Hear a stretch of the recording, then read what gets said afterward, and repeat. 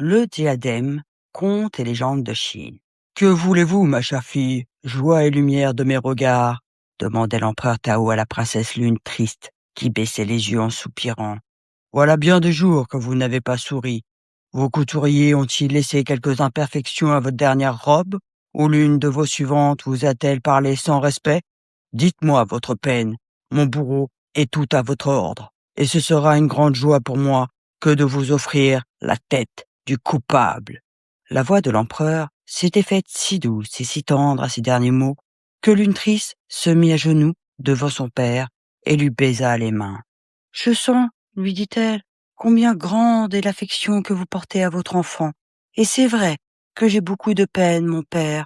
Les coffres de ma chambre sont remplis de bijoux que vous m'avez donnés, colliers, bagues, broches, bracelets, boucles d'oreilles, couronnes, agrafes, boucles de ceinture, tout ce qui existe en métal précieux, en pierreries et perles fines, vous me l'avez donné. Et cependant, dit l'empereur inquiet en voyant que sa fille s'interrompait avec un soupir. Il est un bijou que je n'ai pas, ajouta Lune triste qui fondit en larmes. Tao serra la princesse dans ses bras, puis, se tournant vers un gong d'or, il le fit retentir furieusement. Qu'on amène mon maître orfèvre, mort ou vif, dit-il au chambellan accouru. Quelques minutes plus tard, le maître orfèvre se prosternait, tremblant, devant l'empereur.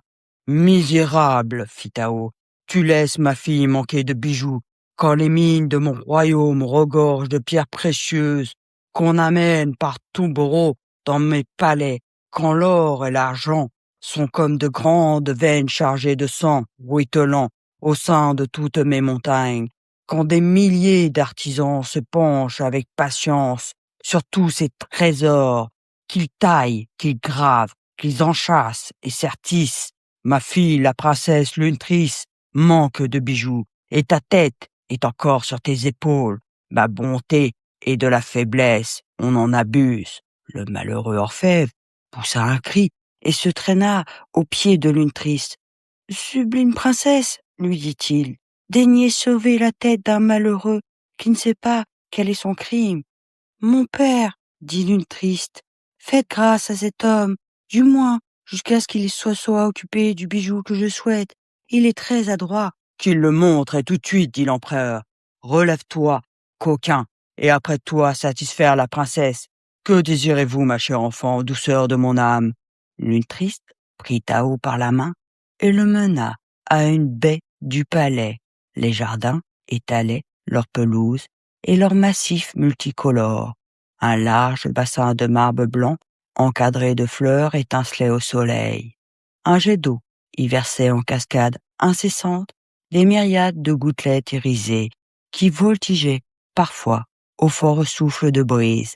L'empereur regarda sa fille. « Mon père, vous voyez cette fontaine? »« Oui. »« Vous voyez cette eau qui jaillit et ruisselle? »« Oui. »« Je voudrais un diadème fait de bulles d'eau. »« Des bulles d'eau, dit l'empereur, en regardant Lune triste avec effarement, mais c'est un peu... Il s'interrompit.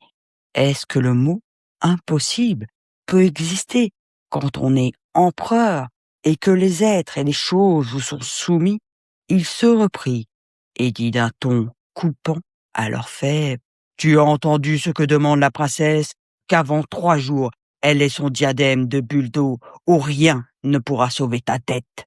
Majesté divine, dit l'orfèvre avec résignation, prenez ma tête tout de suite, car ce que demande la princesse est impossible à exécuter.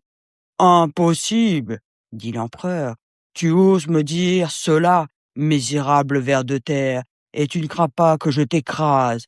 Tu demandes même que je t'écrase pour te prouver que tu es un menteur et que rien n'est impossible. Quand j'ordonne, je remets ta mort jusqu'au jour où un orfèvre plus habile que toi aura exécuté le diadème de Buldo, afin que ta confusion ajoute à l'horreur de ton supplice, qu'on le ramène chez lui et qu'on le surveille pour qu'il n'échappe pas à ma justice à l'heure dite.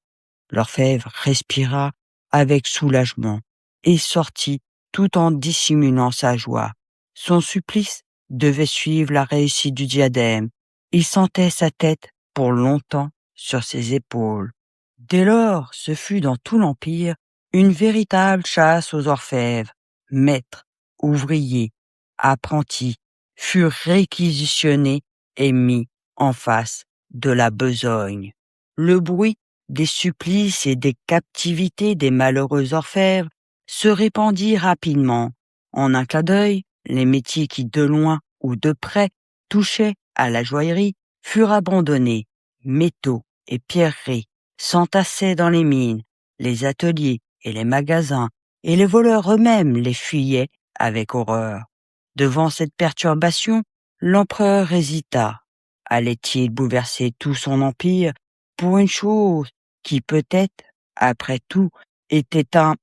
Il se rendit chez sa fille et lui exposa la situation. « Cher enfant, délice de ma vie, lui dit-il, mes édits n'amènent plus aucun orfèvre à la cour. Mes soldats pourchassent en vain les survivants insoumis qui se cachent dans les forêts. Que faire?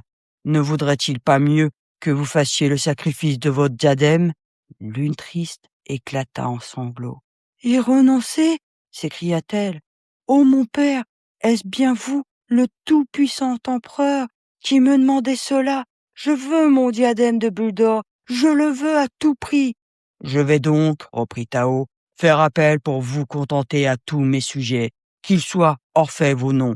Mais comme je doute de leur bonne volonté et de leur empressement, je ferai publier que s'il se présente personne, on coupera la tête à tous les orfèvres actuellement en prison. » Lune triste applaudit à cette ingénieuse idée de son père, et l'édit impérial fut affiché jusque dans les moindres villages. Un vieil ermite se rendit aussitôt dans la capitale du royaume et demanda à être admis auprès de l'empereur. Toute la ville était en deuil, chacun avait au moins un parent en prison, mais nul n'osait s'offrir pour la délivrance des captifs. À tenter la chose impossible, faire un diadème de bulles d'eau. Aussi, lorsque l'ermite arriva au palais, les gardes le conduisirent avec toutes sortes d'honneurs devant Tao. « Que veux-tu, vieillard ?» dit l'empereur. « Je viens faire le diadème de bulles d'eau, » répondit l'ermite avec douceur et simplicité. « Le diadème !» L'empereur n'acheva pas. Ses yeux écarquillés, sa bouche ouverte, témoignaient d'une stupeur sans borne. « Oui, » reprit l'ermite avec le même calme, « je viens faire le diadème de bulles d'eau. »« Il est fou !» fit Tao, en se tournant vers ses chambellans et en se tapotant le front consciencieusement. Les courtisans firent entendre un murmure plein d'approbation. L'ermite se contenta de sourire, et ses yeux clairs se fixèrent sur l'empereur comme pour dire « J'ai toute ma raison ».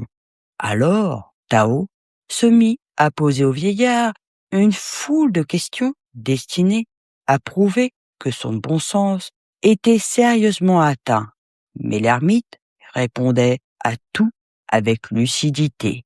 Quand il eut satisfait à cet interrogatoire, il salua de nouveau l'empereur et redit pour la 3e fois « Je viens faire le diadème de bulles d'eau. » « Il est tien, » fit Tao. « Mais vieillard, sais-tu bien que beaucoup d'hommes sont morts et beaucoup d'autres en prison à cause de ce diadème, et ils ont tous déclaré que la chose était impossible. »« Chacun a son idée, » dit l'ermite. « Moi, je la crois faisable. » Le ton calme et assuré du vieillard impressionna l'empereur qui fit venir aussitôt Lune triste. « Ma fille, lui dit-il, enchantement de ma vieillesse, je vais t'apprendre une nouvelle qui te stupéfiera. Voici quelqu'un qui vient faire le diadème de bulles d'eau. »« Ah bon ?» fit simplement Lune triste. « Ce n'est pas trop tôt, qu'il commence vite. » À voir la façon toute naturelle dont sa fille accueillait l'homme qui venait de le surprendre si fort, Tao fut un peu honteux de son étonnement. « Eh bien, dit-il à l'ermite, qu'attends-tu? Mets-toi au travail. »« Je le ferai qu'à une condition, fit le vieillard. »« Laquelle? » demanda vivement Lune triste. « Elle est accordée d'avance, n'est-ce pas, mon père? »« Certes, répondit l'empereur, j'y souscris dès demain. »« Et bien entendu, reprit l'ermite, La libération de tous les prisonniers m'est accordée aussi. Que les prisons s'ouvrent, commanda Tao à ses officiers, tandis que l'une triste battait des mains à la pensée d'avoir son diadème. Bon vieillard, ne pourriez pas me faire aussi un collier pendant que vous y serez? Dit la princesse. Parfaitement, Répondit l'ermite. il ne me sera pas plus difficile d'enfiler les bulles d'eau que de les enchâsser dans de l'or, toujours à la même condition que je supplie l'empereur de m'accorder. C'est fait, assura Tao. Dussé-je vider pour te faire plaisir les coffres de mon trésor? Tu auras ce que tu demandes. C'est bien convenu, bien entendu, Reprit l'ermite avec solennité. si la condition exigée n'est pas remplie, je ne suis pas tenu de faire le diadème et les prisonniers restent néanmoins libérés. C'est bien entendu, dit Tao, en plaçant sa main sur sa tête pour jurer avec plus de force. C'est bien connu, foi d'empereur. Le diadème, cria l'une triste qui tapait du pied avec impatience. Le diadème et le collier. Vous allez les avoir, princesse, Dit l'ermite qui s'assit. et me voici tout prêt à vous faire autant de diadèmes et de colliers que vous voudrez, à cette seule condition, c'est que vous alliez vous-même me chercher les bulles d'eau. Merci de m'avoir écouté et on se retrouve bientôt pour de nouvelles aventures.